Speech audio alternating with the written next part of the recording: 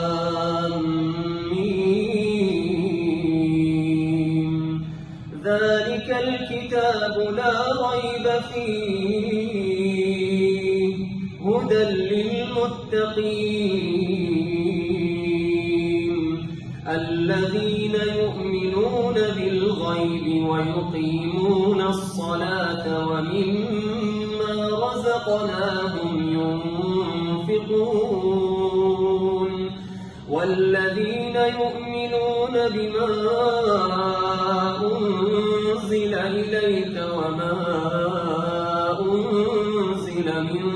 قبلك وبالآخرة هم يوقنون أولئك على هدى من ربهم وأولئك هم المفلحون.